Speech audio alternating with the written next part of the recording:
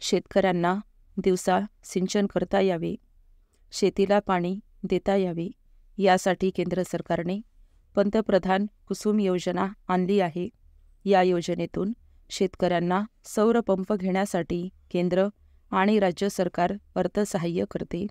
3, 5 आणि 7.5 अश्वशक्ती क्षमतेचे सौर पंप या योजनेतून दिले जातात.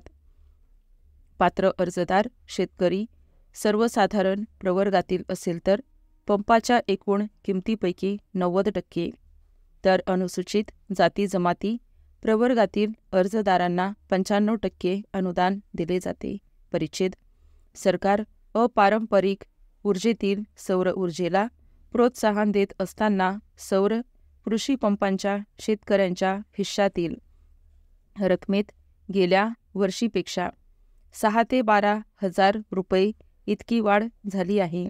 ही योजना गेल्या 4 वर्षांपासून राबवली जात असताना कृषी पंपांच्या शेतकऱ्यांच्या हिश्शातील रकमेत अचानक वाढ केल्यामुळे शेतकऱ्यांचे आर्थिक नुकसान होत आहे.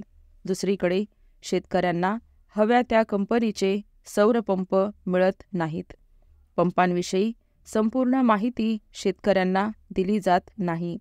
अनेक पंपांमधून सिंचन कमी होत असल्याच्या तक्रारी आहेत.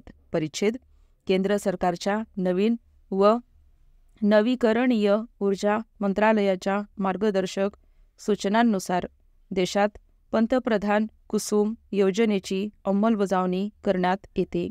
या योजनेअंतर्गत केंद्र सरकार त्यांच्याकडील निर्धारित केलेली सौर कृषी पंपांची आधारभूत किंमत किंवा केंद्र सरकारद्वारे ई-निविदा प्रक्रियेतून क्षमता निहाय दर आणि पुरवठादारांची नावे नोंदणीकृत करून राज्यांना कळवते.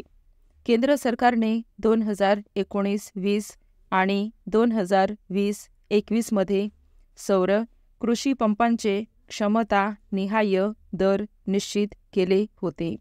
त्यानंतर 2023-25 साठी दर ठरविण्यात आले. या दरात वाढ झाल्याचे दिसून येते. त्यामुळे त्या प्रमाणात शेतकऱ्यांच्या हिश्शात वाढ झालेली आहे, असे स्पष्टीकरण सरकारने दिले आहे. परिच्छेद.